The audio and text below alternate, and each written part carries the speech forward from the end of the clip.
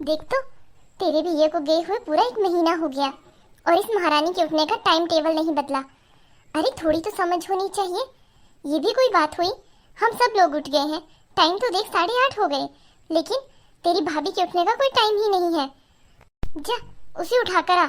नहीं मम्मी, मैं तो नहीं जाने वाली। वो मेरे साथ बहुत ही बुरा बर्ताव करती हैं और बहुत ही अजीब तरीके से बात करती हैं। और जब आपने मुझे भाभी से साड़ी लेने के लिए भेजा था कि कोई नेक की साड़ी सिलेक्ट कर ले, तब सारी साड़ियाँ मुझे भारी भारी लगी थी। एक साड़ी मुझे पसंद आई थी, बस वो भी भाभी ने मुझसे छीन ली। मुझे कैसा फील हुआ होगा मम्मी? देखो बेटा, वो तुम्हारी भाभी हैं, उनसे अब लाड प्यार करो। मेरे बाद तुम्हें वो ही इस घर में बुलाएंगी। लेकिन मम्मी, उनकी आदतें तो देखो, उनकी हरकतें तो देखो, मैं कैसे उनसे लाड प्यार करूं? कम से कम सामने वाले के मन में थोड़ा तो प्यार होना चाहिए। हाँ, कह तो सही रही है।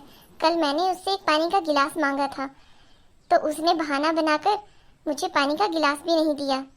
पता नहीं चाहती क्या है। फिलहाल तो ऐसा कर, उसे उठा कर आ।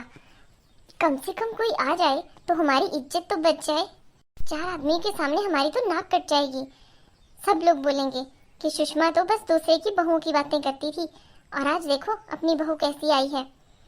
हमेशा ऐसा ही होता है, जो दूसरों की बहुओं के बारे में बोलता है उसकी बहू ऐसी ही मिलती है। मम्मी, मैं तो नहीं जाने वाली। अरे मैं कह रही हूँ ना, कुछ नहीं करना है, जाकर बस उसे उठाना है। ठीक है, मैं ही उस महारानी के लिए चाय बना देती हूँ। ओहो, ये बाल भी ना सेट नहीं हो रहे हैं। भाभी, अरे ये क्या, तुम्हें इतनी भी तमीज नहीं है कि किसी के रूम में नॉक करके आते हैं? लगता है तुम्हारी माँ ने तुम्हें मैनर्स नहीं सिखाए। भाभी, ये क्या तरीका हुआ बात करने का?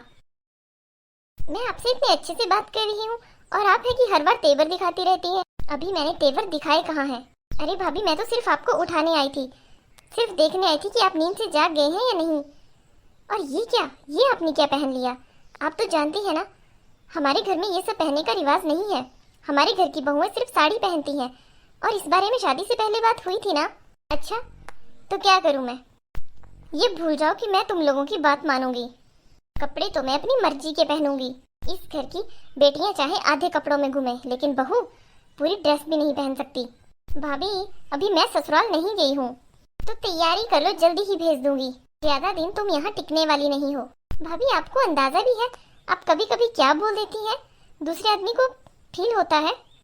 अच्छा, मैं भी कहाँ अपना दिमाग खराब कर रही हूँ। आपको माँ ने नीचे बुलाया है।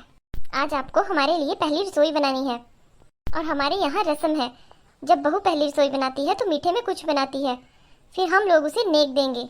ये बात भूल ही जाओ तुम ननंद रानी कि मैं काम करूंगी। मैं बहू हूँ, इस घर की कोई नौकरानी नहीं। और मेरी शादी से पहले भी तो तुम लोग खाना खाते थे। ऐसा तो है नहीं कि मेरी शादी के बाद ही तुम लोगों ने खाना खाना शुरू किया। जो जो बनाओगे एक्स्ट्रा 2 चपाती मेरे लिए भी बना देना। अब जाओ मेरे कमरे से, और अगली बार नॉक करके आना। बेशर्म कहीं के। मम्मी, मैंने तो पहले ही मना किया था उधर जाने को, आपने मुझे जबरदस्ती भेजा। ना तो उसे बात करने की तमीज है और ना ही आंखों में शर्म हया है। बदतमीजी में तो पीएचडी करके आई है वो। क्या मम्मी, एक ही बहू आनी थी आपके घर में, वो तो कम से कम अच्छे से लाती। अरे लेकिन हुआ क्या, ऐसा क्या बोल दिया उसने? क्या बोल दिया? आ जाएंगी थोड़ी देर में महारानी तैयार होकर, देख लेना क्या बोल रही हैं। देखो बेटा, कुछ जगह खुद को भी सब्र करनी चाहिए। जरूर तुमने ही कुछ बोला होगा। क्या मम्मी, मैं क्या ही बोल दूंगी उसे? आपको लगता है वो कुछ सुनने वाली है? और वो हमारे लिए कोई पहली रसोई नहीं बनाने वाली।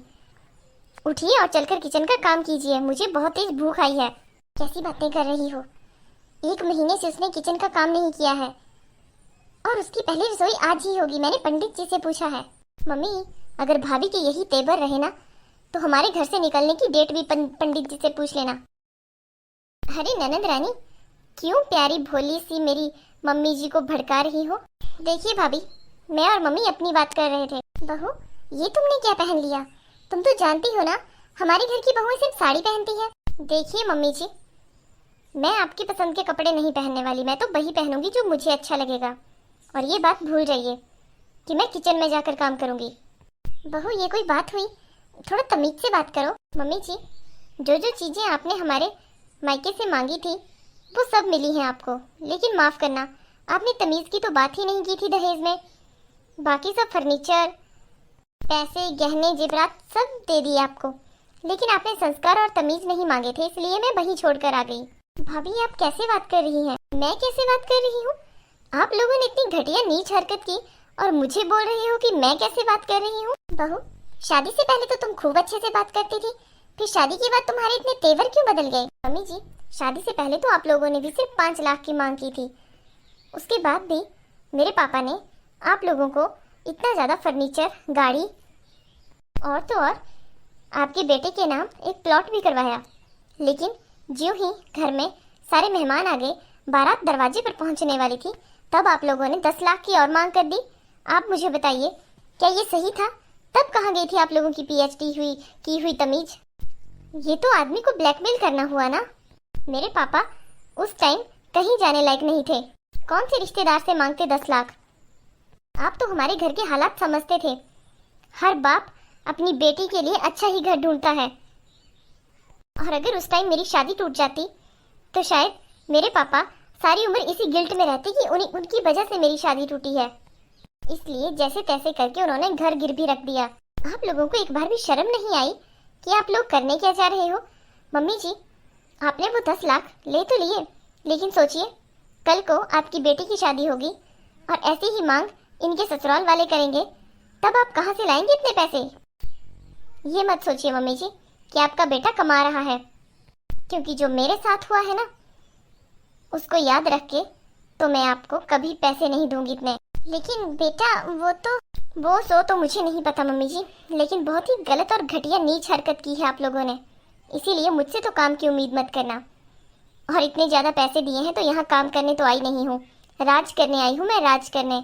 इसीलिए सारा काम आप खुद करिए, खाइए भी, बनाइए भी और मुझे भी खिलाइए। और हाँ, जरा भी गलती मत करना मेरे मायके फ़ोन लगाने की, नहीं तो मैं क्या से क्या कर सकती हूँ ये आप मुझे जानते हैं। मैं यहाँ अपनी ज़िंदगी जीने आई हूँ, और घुटन भरी ज़िंदगी नहीं, ऐशो आराम की ज़िंदगी। क्या मम्मी, ये आपने क्या किया? ऐसे एंड टाइम पर इतने ज़्यादा पैसे कहाँ से लाते भाभी के मम्मी पापा? बेटा, वो तुम्हारे फूफा जी ने फ़ोन किया था और मुझे भी अपनी बातों में फंसाकर पैसे मंगवा दिए। मैं क्या करती? तुम्हारी बुआ जी भी ऐसा ही कह रही थी, इसीलिए मैंने कुछ नहीं कहा। मम्मी, शादी तो आपके घर हो रही थी ना, अब ये सब सहन तो आपको करना पड़ेगा ना।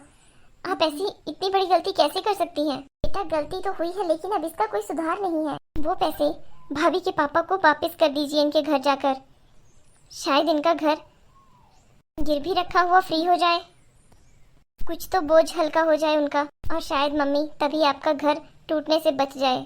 सही कहा बेटा, मैं आज ही जाती हूँ। हेलो दोस्तों, आपको हमारी वीडियो कैसी लगी कमेंट करके जरूर बताएं। मिलेंगे नेक्स्ट वीडियो में। Bye bye.